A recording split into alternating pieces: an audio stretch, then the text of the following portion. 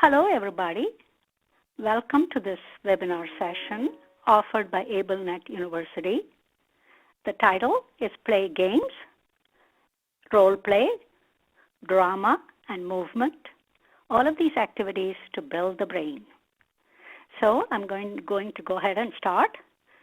I hope you're all staying safe and healthy. And these are difficult times, and this time all of you have joined. I'm extremely grateful to you and appreciate that. And I'm extremely grateful to AbleNet University.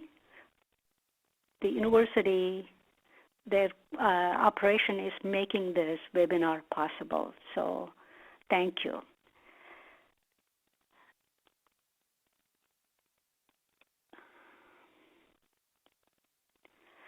So the main objective behind this webinar is how do we make learning fun? But at the same time, we reach and access all of the learning objectives that is associated with our curriculum. So one of the major things that I want to emphasize today is how do we engage children? How do we enrich their minds with a variety of activities? And at the same time, these activities are entertaining, joyful, and lot of fun for children. When you provide an environment that is enriching and engaging and at the same time entertaining, you will find the learning trajectory increases, and at the same time, your behavior problems go down automatically. So in this particular webinar, I am going to share with you a variety of games, number of games. Many of them you may already be aware of, and you may be using some of them, but how do we use them routinely as part of every day? And how do we connect it with what we are teaching, connected with books, connected with math, connected with reading, connected with science? So that's one thing. And the other important aspect that I'm going to try and emphasize and that you will learn skills on is how do we build brains using these type of activities, games, role play, music and movement, and all of the, and pretend play and drama. So how do we increase children's executive function, in other words, stimulate that and increase that in terms of their working memory, their flexible thinking, and their impulse control. So let me find out who are the people who have joined us today. How many of you are general education teachers, special education teachers, early childhood teachers, speech pathologists, occupational therapists, physical therapists, administrators, and hope some parents have joined us too, because this can be just as relevant for parents, and many of you may be, I'm sure, at the same time parents. And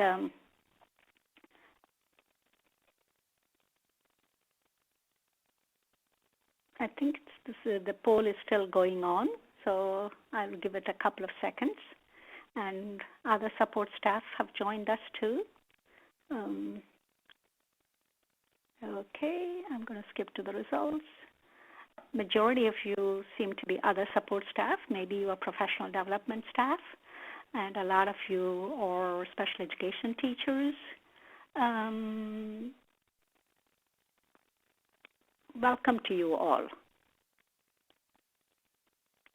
I am an educational consultant and a trainer, and I'm also the author of multiple books. As you can see at the top, they're all my books, and I also have mini guides, and they're published with 3 different companies. One of my most recent publications, one of them that came out end of last year, is an early childhood transition guide, which is really meant for families that school districts buy and share so that when they are transitioning from early intervention to early childhood and then from there, early childhood program to school-age services. The other most recent one that came out just last week is a mini guide. It's on mindfulness, and many of you have heard how much mindfulness has come into prominence these days, and that one is available from Education 311. And you see many of the books on a variety of topics. So let's begin with a little bit of what brain research tells us. Brain architecture, it's established very early in life. And what is established in early life, it promotes all lifelong learning. And the first 2,000 days of a child's life is kind of the most critical period. It's not that we don't learn beyond that. We do continue to learn, but these are times, that first 2,000 days, about 5.5 years, is the most important time where both educators, all caregivers, and families can play a significant role in advancing the child's growth of the brain. And the other important thing that happens at this time is what is called the executive function. And this one, it's not something that the children are born with. This is a process that takes place in the early years, and through the nurturing experiences that a child has, the various features, various aspects of executive function develops over a period of time. So I'm going to connect that with some of the slides, as you will see. And so it is very, very critical that the experiences that we provide children and the motivation that we encourage and the stimulation that we offer through the activities are very critically planned and executed, and at the same time they are highly engaging to draw their attention, to improve their memory, to stimulate their memory. And as you will see in that picture, in the first few years, just the neural connections, those are the synapses, they are just being formed. And by the time children are about 6 years of age, it's almost like a big jungle. It's so many experiences they have had, and all of them are new. And so there are lots and lots of neural connections. But the brain cannot stand that much. So the pruning process takes place over a period of time, and then around 14 years of age, it's more manageable. So I'm going to go ahead and begin with playing games. So why games? Games, first and foremost, are highly motivating. As a matter of fact, for our nonprofit organization, we have started online classes. And one of the things we did for 4th and 5th graders is to offer math enrichment and science discovery. And yesterday we had a lesson on fractions and decimals, and we used Jeopardy game as kind of the template and engage the kids in answering questions and all that. And what we found was the kids thought it was just absolutely cool. And, these were highly engaged kids. They were already quite advanced, I think, in their knowledge base. And so even for them, this was highly motivating. So one of the things that we want to understand is games are highly motivating, and that's a means by which we can teach children and connect it with the curriculum. And what happens is when they are playing games, usually they are paying attention. And that's one of the critical skills for them to learn anything, the attention skills. And then the other important thing that happens is children learn to wait and take turns. That's an important thing we want. Quite often children get in trouble because they are not waiting their turns and they talk out of their turn.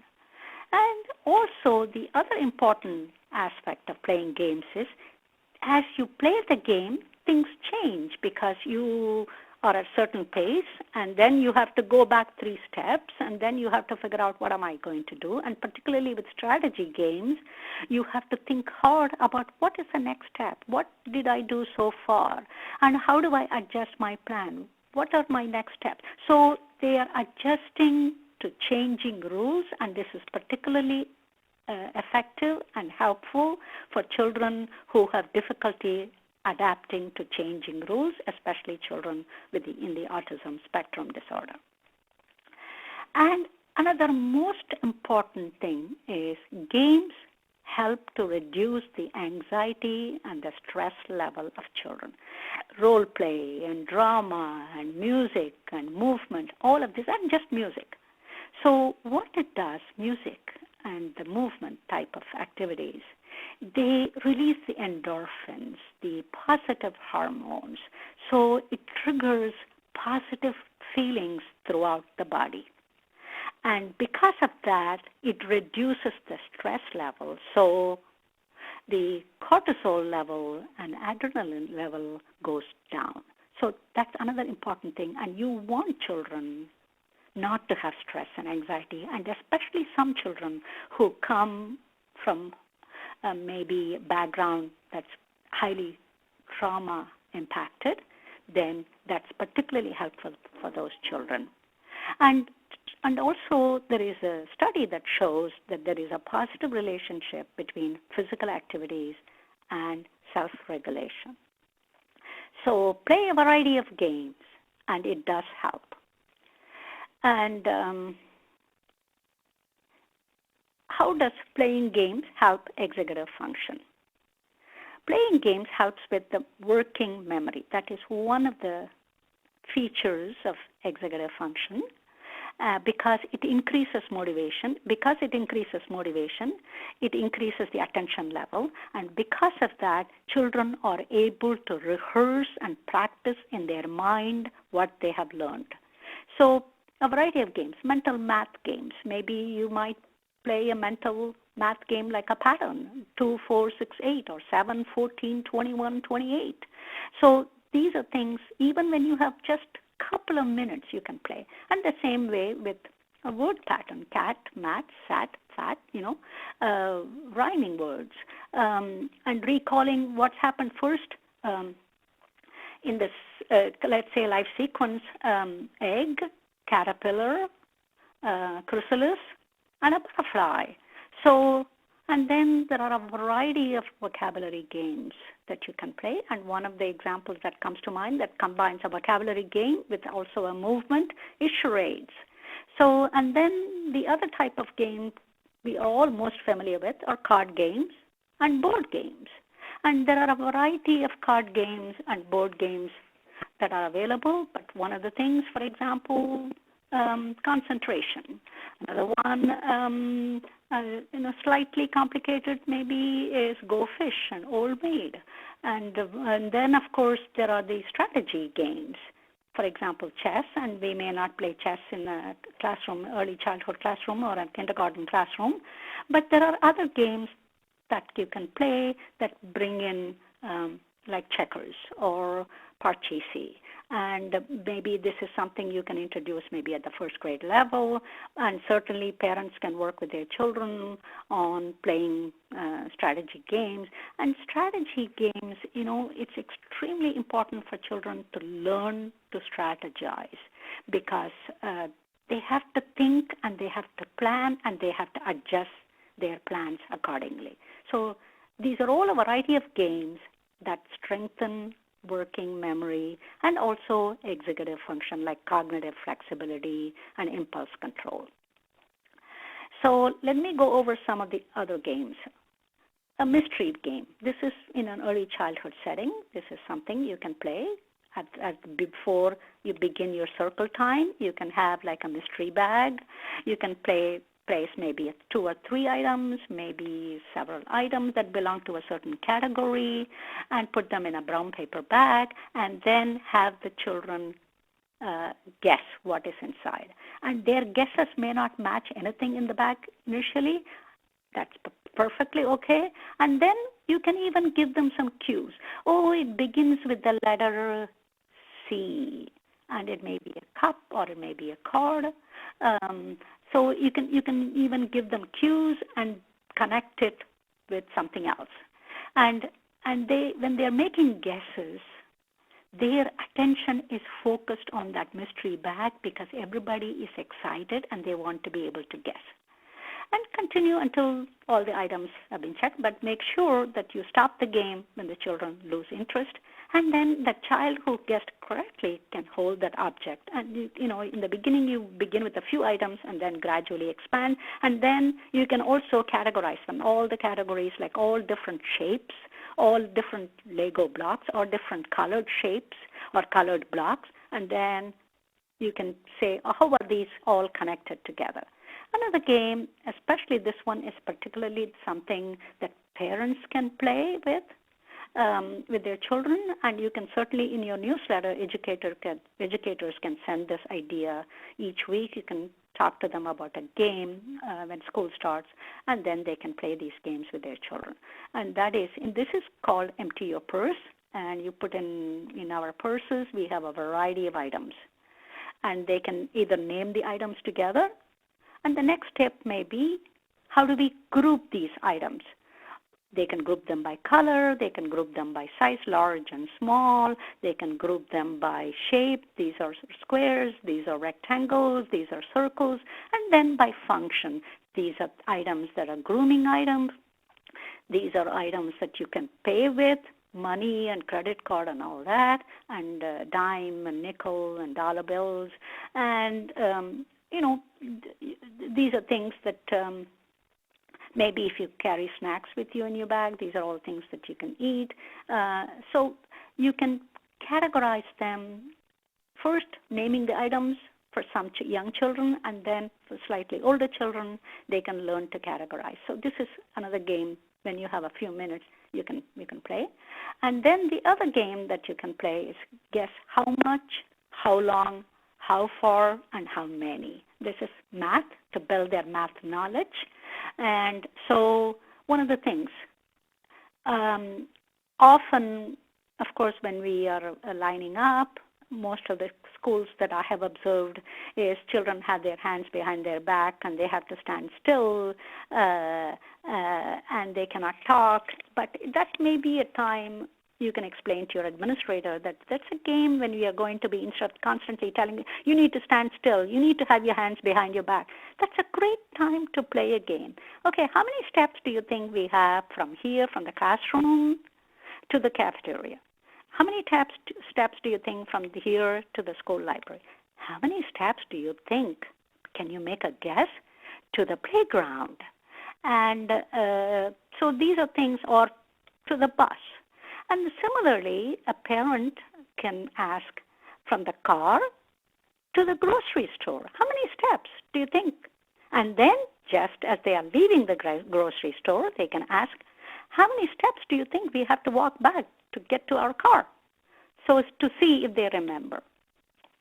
And then, of course, they can guess how many in a bag of chips or crackers in the bag, or M&Ms.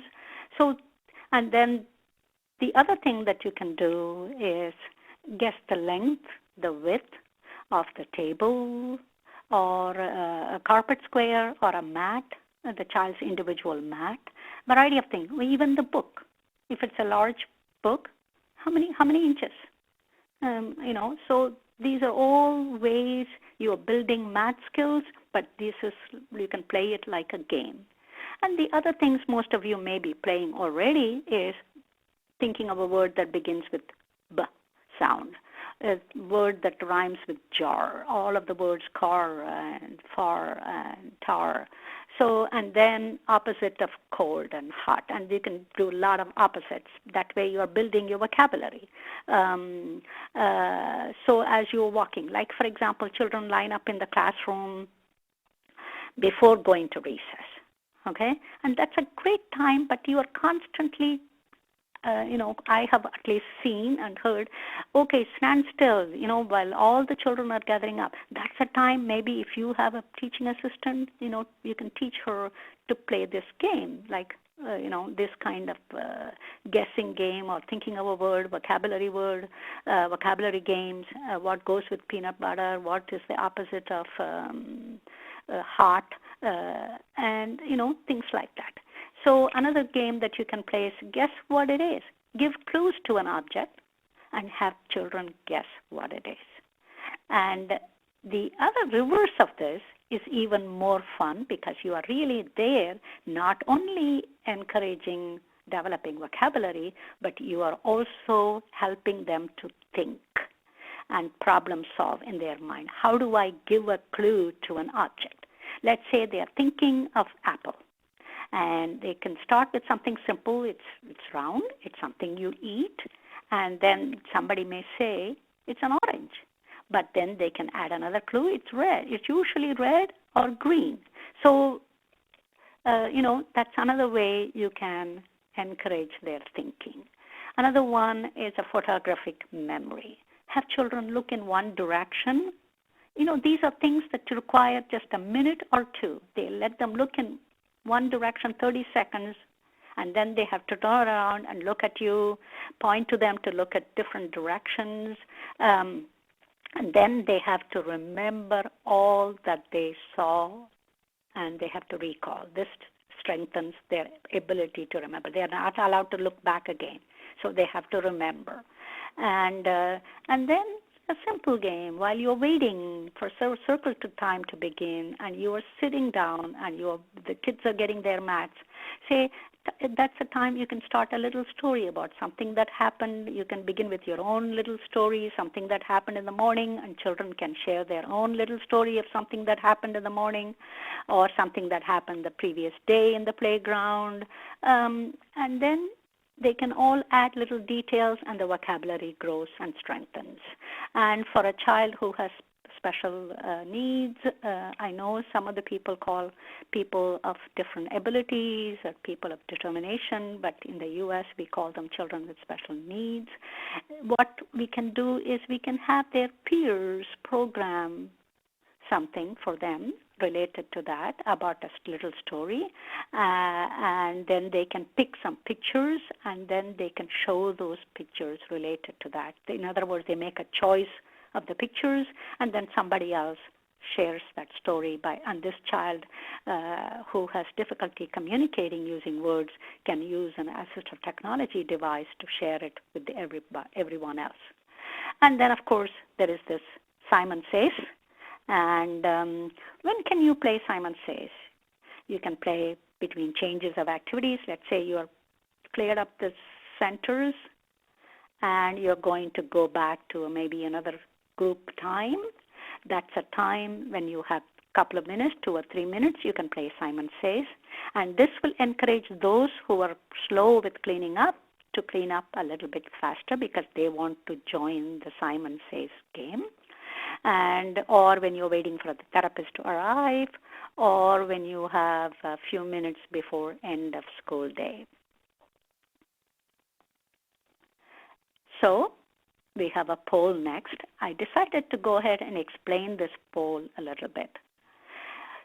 What I want you to emphasize is, do you routinely, when I say routinely, I don't mean every once in a month or once a couple of weeks, almost daily. Let's say 4 to 5 times a week. And the first one, tap into prior knowledge before introducing a new story, should happen every time you are reading a story. You are drawing on what they already know so that they can recall and repeat and remember it forever. So do you do that? Do you incorporate a lot of multi-sensory items and activities? I presume as early childhood and kindergarten teachers and support staff, you are doing that. And one of the things, are you using a lot of games, math games and language building games to reinforce what has been taught, and you are connecting with the stories and all that? And I'm going to also share some storybooks or books for young children that are connected with these games. Or do you use role play and novelty and movement and music mystery boxes as part of your routine? Do you use peers to support students with special needs? If they have communication difficulties, can they program it for them, and can the child with special needs use the assistive technology device or make choices between 2 pictures or 3 pictures? And do you routinely embed problem-solving activities in math and science activities? So there is the poll with minimal words. And go ahead and share your thoughts on how you use them.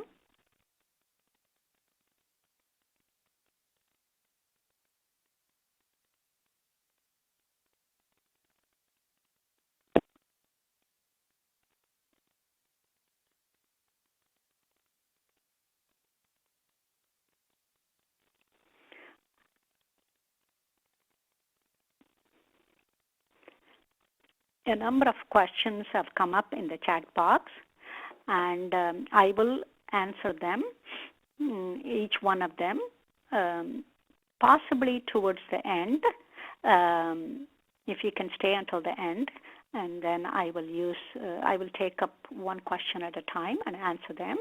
Looks like majority of you have still responding. It's wonderful to see that so many of you use multi-sensory item. That's great. One of the things in terms of problem-solving questions, comparatively is a little lower number, but the next webinar I'm doing will focus a little bit more on problem-solving. So I'm going to skip to results. And it's amazing the use of tapping into prior knowledge. That's great. That's wonderful. And playing games. It looks like a lot of you are playing games. I hope every one of you will start using games. And moving on to one of the aspects of executive function, children who have this EF kind of difficulties often have maybe working memory issues or impulse control issues or cognitive flexibility. What is cognitive flexibility? So how does it manifest itself? Sometimes making transition can be a challenge for them. Or shifting focus, let's say, from center to go to join the small group or a large group, that may be a bit of a problem. And then when they have lost a game, and to be able to accept that may be cause frustration for them. And coping with a new substitute who has come into the class. Some of these things, because changing to different situations, activities present a problem. And some of them will have difficulty with social interactions. And there are things that we can do. And playing games and music and movement type of activities actually helps build that social connection and relationships. So group games and role play and movement helps. So one of the games that I would like to share with you, it's called the GoNoGo games. It's the play the opposite game. And the way the opposite game works is children do the opposite of what the teacher says or the parent says. When the teacher says, clap your hands, they stay quiet. When the teacher says, raise your leg, they raise their arm. When the teacher says, sit down, they stand up. So in other words, you do the opposite of what the teacher says. So in other words, they have to pay attention, and they have to adjust and not do what the teacher is saying. That means they have to translate it into their memory, and they have to remember that, and they have to remember the action that they have to take, and they have to adjust. So this creates that flexibility of responding appropriately. Another game many of you play is Simon Says. And of course, in Simon Says, the way it works, they also have to pay careful attention, because when the words and the phrase Simon Says is not there, they have to be listening for it, they have to be paying attention, and they should stop themselves from doing what the teacher is saying. So that also trains them in flexibility and also in impulse control and also trains their memory. You play this traditional way in the beginning, and then you also switch it and make it more challenges. So in other words, the teacher says, Simon says, turn around. And the children have to do the opposite of that. That means they have to stay still. Let's say the teacher says, Simon says, keep your eyes open. And then the children close their eyes. So in other words, this may require a little bit of practice, but this is an additional challenge that you can present to the children through playing the opposite of what Simon says. And there are also a lot of music and movement activities that you can engage your child in. This particular one is to help children with transition. A music therapist and I have put together this music CD many years ago, and it is being sold through National Professional Resources. It is in your resources section. At this time, of course, that company is not, their warehouse is closed, so you may have to wait until the school begins if you want to get one of these.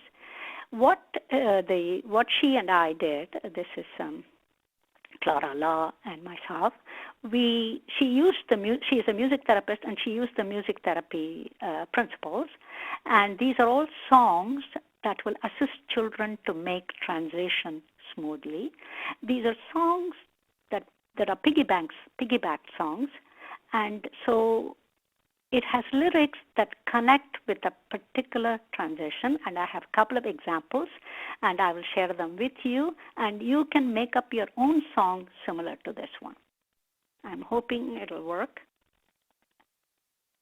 Padmaja,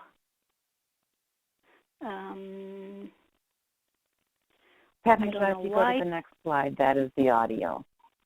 Oh, okay. Thank you.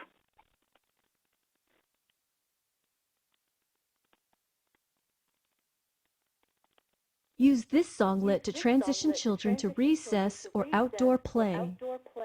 Time to play outside, time to swing and slide, time to play outside, recess time is here. Line up at the door, line up at the door, line up, line up, line up at the door. So that's one song. And the next one, this particular one is used with children who have difficulty making, individual children, a target child who has difficulty making transition, let's say, to lunch. Use this songlet to assist a target child who has difficulty transitioning to lunch. This is provided as an optional songlet. Now it's time to go to lunch, yum, yum. Now it's time to go to lunch, yum, yum. It is time to eat, so line up to get a treat. Now it's time to go to lunch, yum, yum.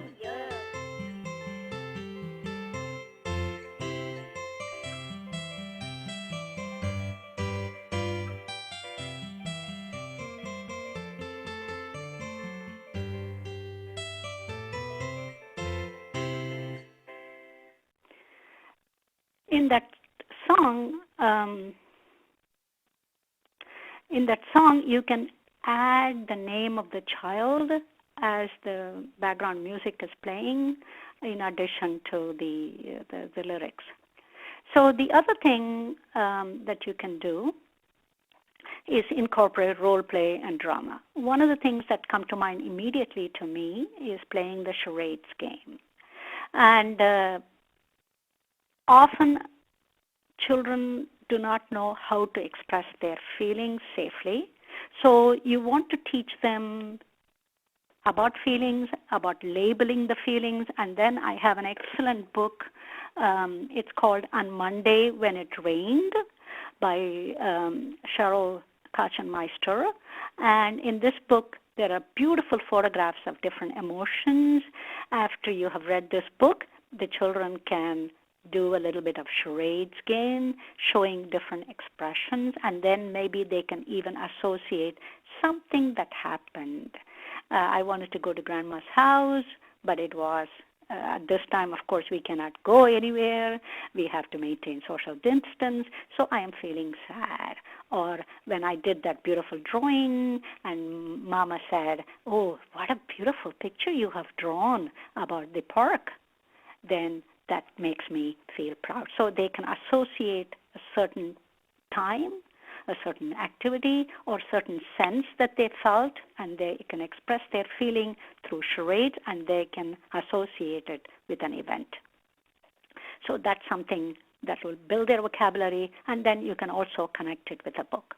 And there are songs most of you are familiar with that are associated with feeling words, like if you're happy and you know it. And then you can substitute your own words, other feeling words, and you can sing and dance to that, and you are building vocabulary. And of course, a couple of things that you are maybe doing is the freestands, and that also teaches them actually cognitive flexibility. As you know very well, what they have to do, they have to stop what they are doing and freeze, and that teaches them to adjust to the new rule for that part. And playing musical chairs. I don't know if I have seen an early childhood classroom anymore playing these games, but you can play musical chairs with a twist, especially when we are in an inclusive setting and we want all children to be having friends.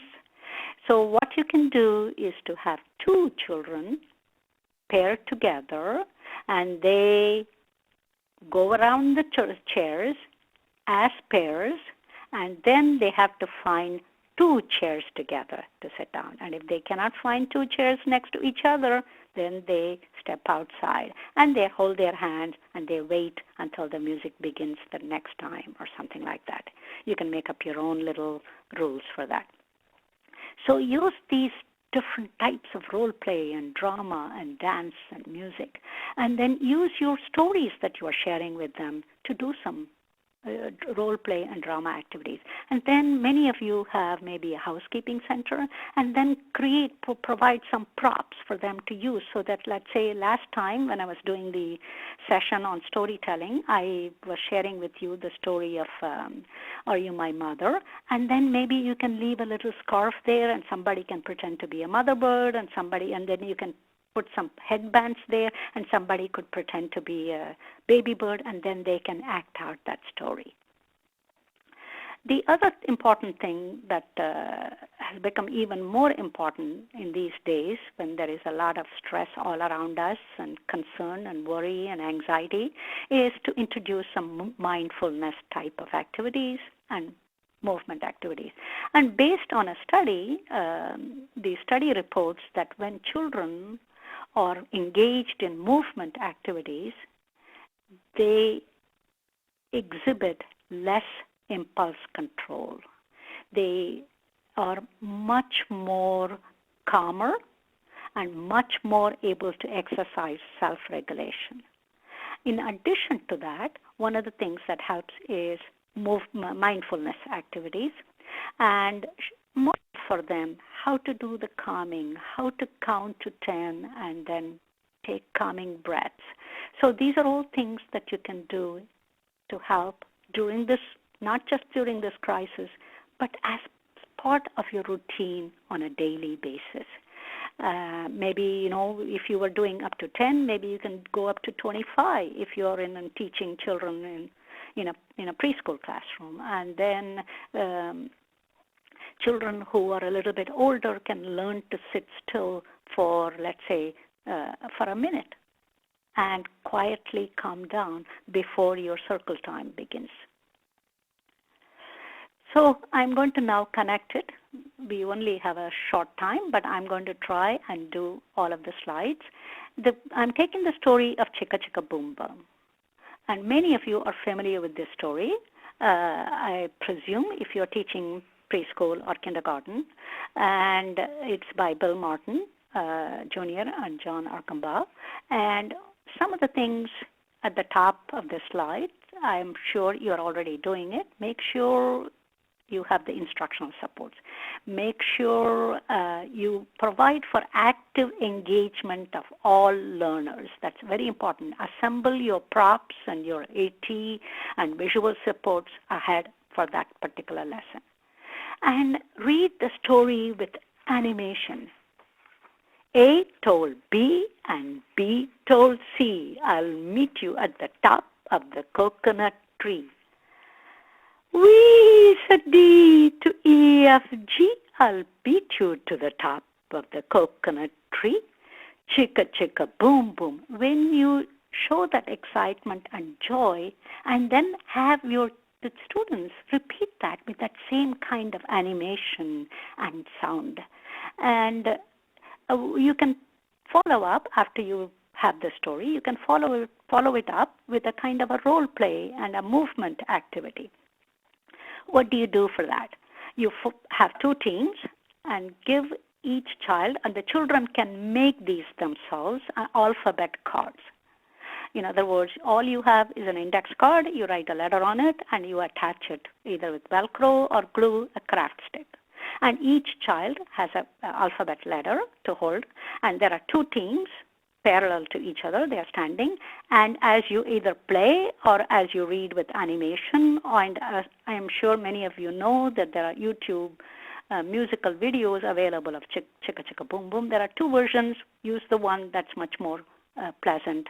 And then as you listen, they are marching and moving around. Just 2 minutes, 1 minute, but it makes that so much joyful, and they are learning the letters, and then they can switch the letters, and they can name the letters. You can do a variety of things, and then each team can compete with each other, and you can have fun laughing and joining in the fun. The other one to promote literacy success is you can play, I'm thinking of, and you can have children guess, the guessing game you can play. Another one, most of you know we are going on a bear hunt. Adapt it to the letters because you're doing Chicka Chicka Boom Boom, and do it over a period of several days, and then switch it to we are going on a letter hunt. Hide several letters, maybe not all of the letters of the alphabet, maybe half a dozen of them, and give them some clues, and they can go locate it. And you are singing, we are going on a letter hunt. And one of the things that you do want to make sure is every child in your classroom is able to participate. Actively engage. So provide some picture clues for some children if they need to. Maybe a multi-sensory item, maybe a three-dimensional letter, maybe a magnet letter that they can pick. Maybe they pick out of 3 letters, they pick the one that they choose. So in other words, they have an active role to play too.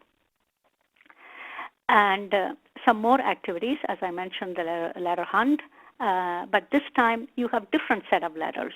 And maybe you are teaching vowels and consonants, and you can use that also as an option. And then you can hide letters in a brown paper bag like the mystery bag, and you can play, you can ask them to guess what letter you're going to pull out. What will be the next letter I'm going to pull out? And then you can give them the clue with the sound of the letter. And then you can play charades with letter names. They can make the letter shapes, and you can play charades like that. And you can also make a kind of a wall mural. You can use letters in different ways. You can make letters in different ways. The next slide will show that. And you can also count the letters, how many letters in each person's name. And you can also grow the letters. You take I will share this idea at my next workshop when we are doing something on science.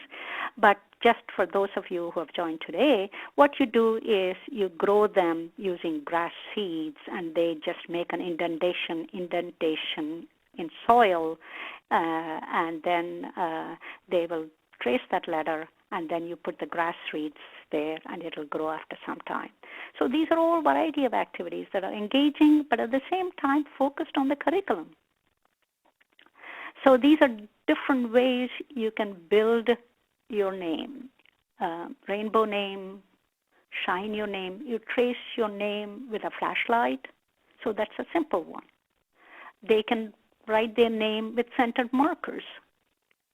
They can write the name, as I said, in soil. In other words, they make an indentation in the soil with a craft stick, and then they grow seeds in that. And then when it grows, the quickest one would be the grass seeds, and then when they grow the name, they will get to see the name emerge out of that soil. And then they can make us use a stamp, especially for children who have difficulty using, grasping. Then they can use stamp. And of course, you can paint the name. You can glue twisted tissue paper on the glue, and they can trace the name with glue, and then they can stick tissue paper. So there are a variety of ways. And they can build a name book, in other words, one letter per page, and the whole book will spell out their name. So these are different types of props that you can use and personalized supports. You can easy to see is the alphabet cards, but the one next to it is the adapted cuff.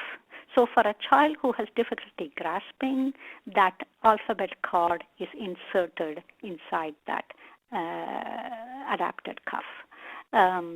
You can also use, I will show on the next slide, how you can use a glove instead.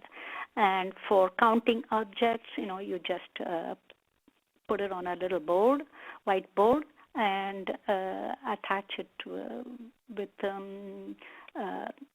any kind of Chanel sticks or Chanel markers, and you can attach it. These are bells that are attached. And then some of them can respond just with yes or no. Some of them can use, like facial expressions to say yes or no, or like it or don't like it, things like that. You can provide personal adaptation. I like the story, I don't like the story.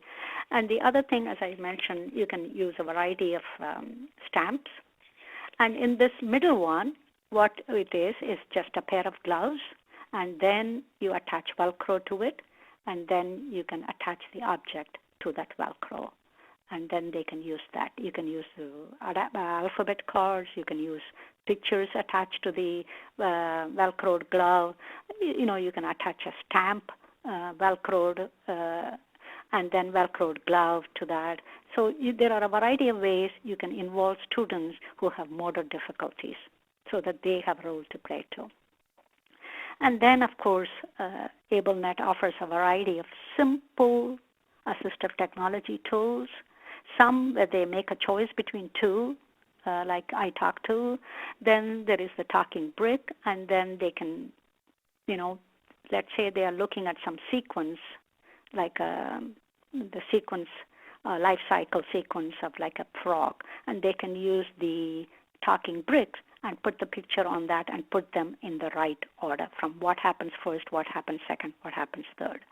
And this could be also for any activity. And then there is the Quick Talker, which has multiple icons, and then you can use that to teach letters of the alphabet, and they are pointing to the different letters. And then there is a Super Talker, which you can use in terms of a group activity. And then you have the Environmental Control Unit, which you can connect with any kind of a device, like a mixer you are using, or a music, or we don't use tape recorders anymore. This is a device that you connect to another device that you are using to provide music, like a CD player, things like that. So there are a variety of ways children can be included and children can engage in and children can participate in and also respond using universal design for learning principles. So I'm going to switch over to another story as an example. We had the Chicka Chicka Boom Boom, and this one is another very popular, familiar story in the early childhood setting. And some of these stories can even be used with older children, but you just have to modify the activities to that age level, like kindergarten and first grade. Because by first grade, many of these children are going to be going to be able to read these stories because of the repetitive text, and some of them may be already reading in kindergarten.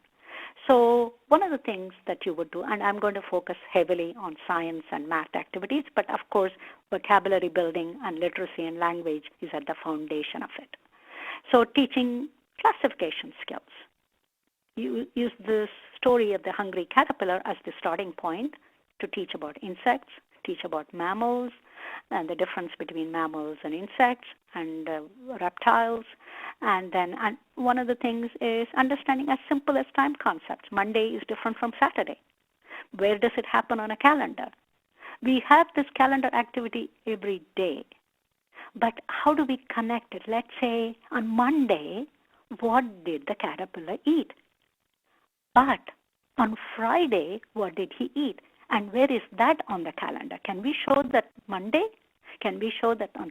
So when you relate it to something that happened in a story, they are far more likely to remember that rather than when we go through on a kind of a routine basis, we say Monday, Tuesday, Wednesday, or today is. They are not making the connection with what is an activity that is associated with that. So, and then recall a sequence of events. So first, it was a beautiful sunny day on Sunday, and then what did you see? There was the egg. And then what happened the next day? And then how it changed into a caterpillar, and then how it changed into a butterfly, the first, the second, the last sequence, and of course learning about the life cycle itself and cause and effect. So the caterpillar ate and ate and ate, and so what happened? He got a stomachache. So that cause and effect. Also, those are kind of things you want to, and counting skills. So on Monday, he just ate one thing. So on Friday, how many things did the caterpillar eat? So just using that one story and reading that story over several days, you can incorporate so many different activities. It is not necessary to read a different story each day. Let us use one story and try to encourage our children to engage in a variety of ways, using math, using science, using literacy to grow their brains. And the other thing in math, more or less, comparing quality, shape, apple and pie. Apple is a round shape. The pie is a triangular shape.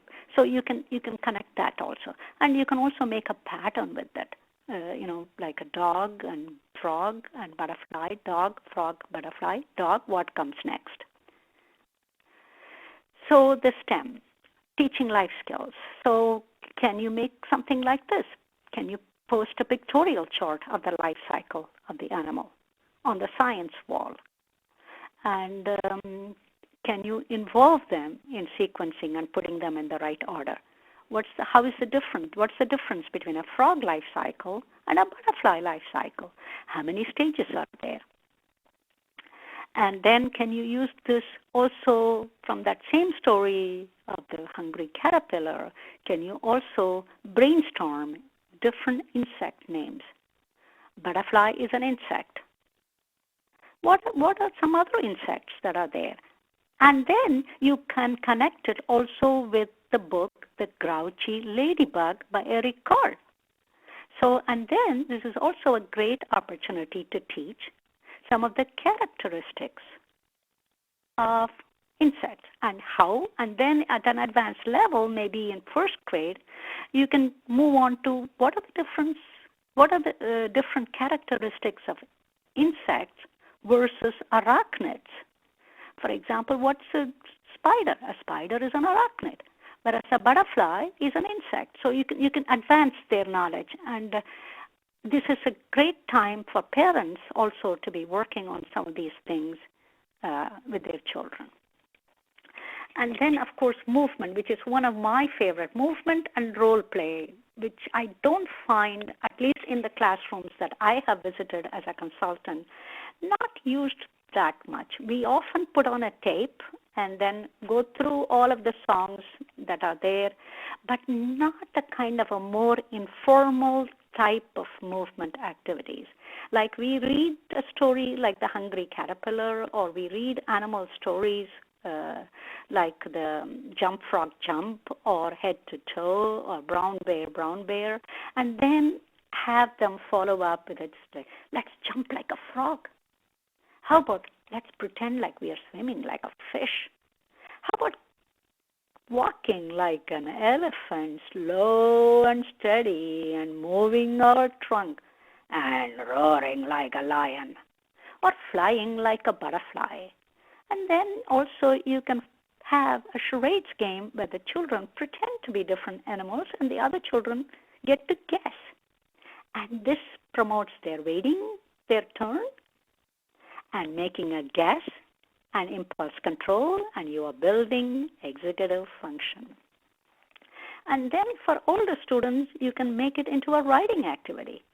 You can make these kind of oval-shaped papers, and then you just write the title, and then they can put some pictures, and they can write their own little sentence.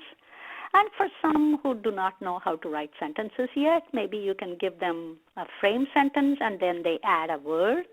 And for some others, maybe they use assistive technology, and then, or with some others, maybe you give them a choice of 2 frame sentences or 2 sentences that are already written, and then a peer comes and programs that, and then they choose one of them, and that becomes part of their story. And you can also use a PowerPoint presentation as another means to do the same story. One of the things that I would like to share with you, which is truly it is an amazing virtual field trips. I know most of you are either teaching online, if you're an educator, or you are right now waiting your turn to begin school, maybe later in June or maybe in August. But this is something that is available, and you can use it later on too. And especially for those of you who are at home right now, this is a very valuable tool. We have a tendency at this time to give children an electronic device and for them to do whatever they want with it or watch videos for hours and hours. On the other hand, you want to limit that time, and then you want to go through this website, and it provides wonderful virtual field trips. And I found myself very interesting display of like Smithsonian and ancient Egypt and things like that. So it is just as attractive even for adults. But certainly some of the things like the zoo and the aquarium and the farm can be interesting to children. And I have an additional one, which is any tactile activity is appealing to children, young children especially. So do set up a kind of a sensory table and a science center in your classroom. And you can also maybe make story boxes with, maybe some puppets, the book, and some of the associated things with it. And the children can make some of these things themselves. And you may want to make feely bags with a variety of textured items. And you can also fill kind of a shallow containers with ice and pudding and all that. And that you want to put at the kind of a discovery table or a sensory table and frequently change it so that they get an opportunity to touch and feel and experience that feeling. And this is particularly helpful for children who have sensory issues. And, make texture boxes where you have macaroni or oatmeal or something like that so that they can feel that. Or you can even put it inside a Ziploc bag and then they feel the outside. And then have small little objects, which many occupational therapists already do it, hide them inside a ball of putty or Play-Doh, and then the children pull out that, especially to strengthen their fine motor control. And these are all the resources And the executive function I keep talking about is one of my books. And Magical Musical Transition is the music CD that I talked about. And you will find the Center for the Developing Child at Harvard University, a wonderful resource for strengthening EF. And these are some more resources.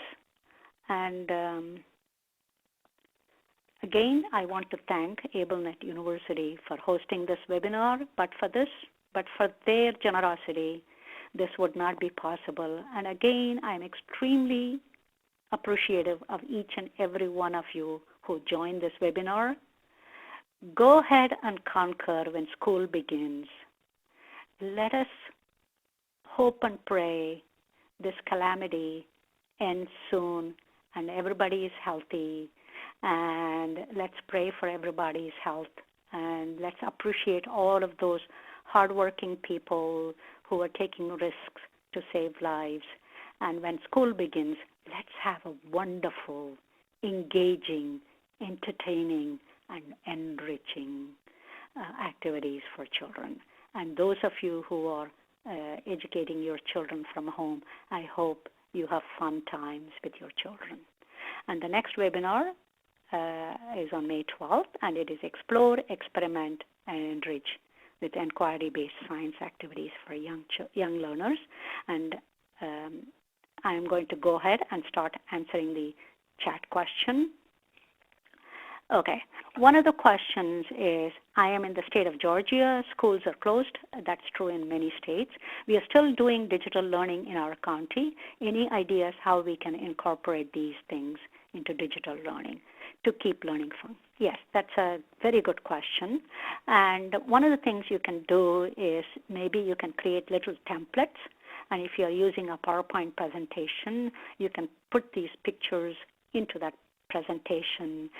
That's one way. And the second thing you can do is to kind of use polls, like, for example, is it yes or no type of poll? Otherwise, if you want, do you think the answer is, like, for example, you show a number of, let's say, a dice, and then there are two dice, okay? And then one has, let's say, 2 dots at the top, another one has 3 dots at the top.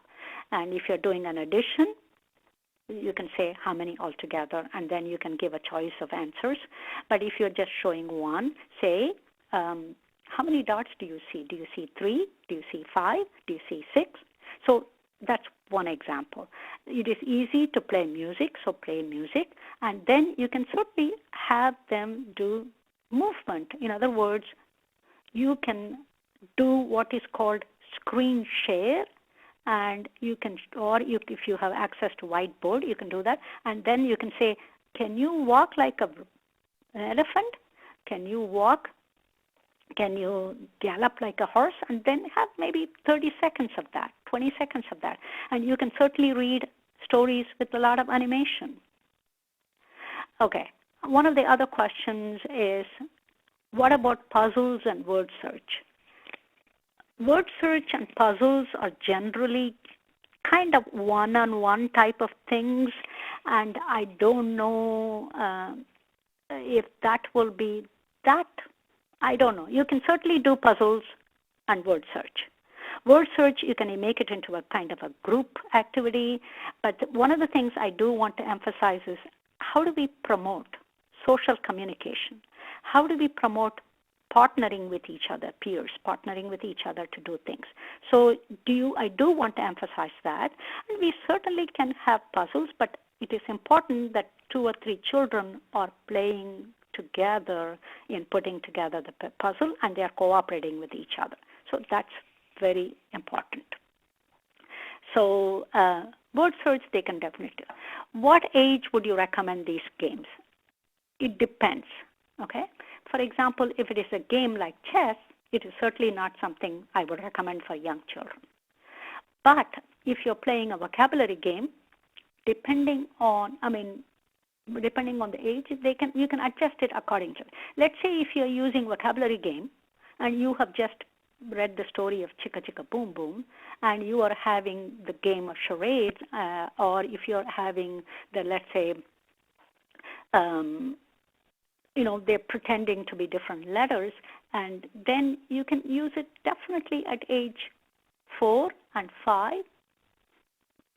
I would say that. And then if you're doing a vocabulary game that requires a lot of words, and they're pretending to be charades, they're pretending to be different characters, then it may be age 6. So the vocabulary game depends on the complexity of the game. If it's a very simple game, like I'm thinking of a word beginning with, or if it is rhyming cat and mat and sat, that's definitely, you can begin at 4 and you can continue at 5, maybe with some children at age 6. But definitely that's much more for the younger children. But when you're doing something more complex, then definitely, and like for example, the life cycle, definitely maybe you can introduce it at age 5, but you can proceed and make it more challenging. The insect characteristics and things like that. You would do it with 6-year-olds. How do you implement games with children who have behavioral issues? One of the things that I'm saying is when you make games as part of the routine, and you will find the engagement of the children is much higher. So the behavior problems generally go down. That's one thing. The second thing I want to mention is, please give the children who routinely you see some behavior issues an important role to play in the game. Either they are holding the alphabet cards, when you're reading the story of Chicka Chicka Boom Boom, or they are at the top of the line in the 2 teams, or you call on them when you are asking them to make a guess, or do you choose them to go and pretend to play a role. So when you give them a role, you have recognized that they are a little bit fidgety, so you have given them. The other thing that you want to do is you can also create some little cards saying this is when somebody else is doing, it is their turn to be quiet. It's their turn to keep their mouth closed. So you can give them mouth closed picture and mouth talking pictures. Or you can give them listening pictures, like I explained it in my last presentation. You can give them listening pictures. That means only the ear is there. The ears are listening. And the person who is talking can be the one with the mouth picture. So variety of things, but we tend to not give the children with behavior issues turn at all. You say, I'm sorry, you didn't raise your hand, so you lose your turn. So you go back.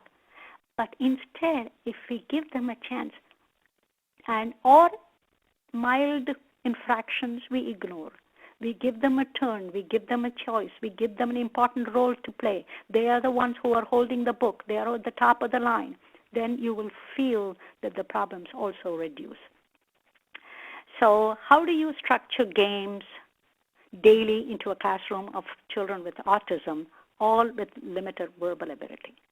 You have to use for children with autism, and they do need to learn cognitive flexibility. That's a very important thing.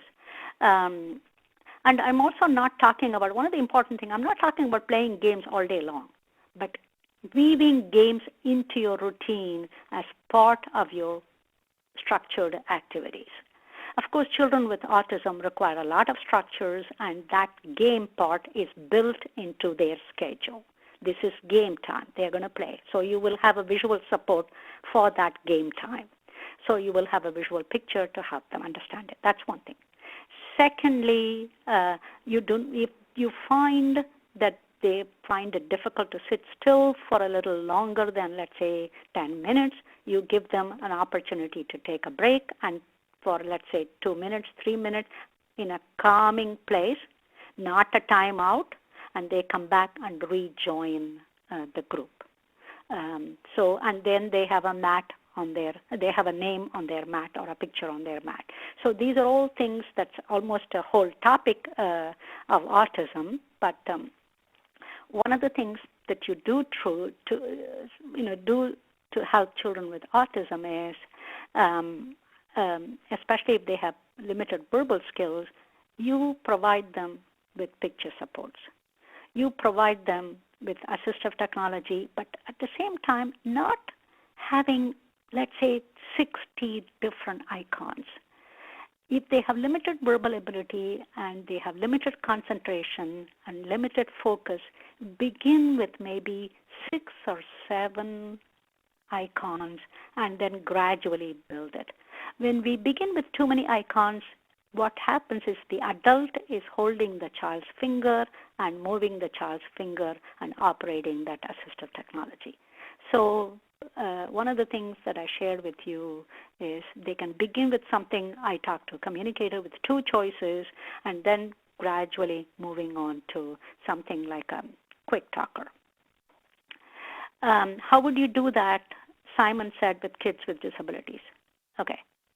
Let us say you have children who are using wheelchairs, and I am assuming this question is for children who are using wheelchairs or who have motor difficulties. What would you do? If they are able to lift their arm, they lift their arm. If they are able to move their, Simon says, wave your hand. Simon says, touch your head. Simon says, clap your hands. So maybe they are able to do that. Maybe they are able to bring their hands together. Maybe they are able to. They can do all of these things that I just mentioned from their wheelchair. The other option is they can show pictures for the others. In other words, the children who are using wheelchairs could be the leaders in the front of the class showing the pictures for Simon Says. So instead of the teacher saying it, or the teacher saying it, and at the same time, the child who is in a wheelchair can also say it if the child is verbal. Let's say the child who is in a wheelchair is also having communication difficulty, then that particular Simon Says can be programmed into a device, and they can press the device, and the other children respond to that. Okay, so how can I use music for transition for older students? Okay, this particular session that I'm presenting is meant for children, younger children. In terms of music, definitely I would say that you can use some of the songs that I mentioned about and some of the songs in our music CD, which is available from National Professional Resources.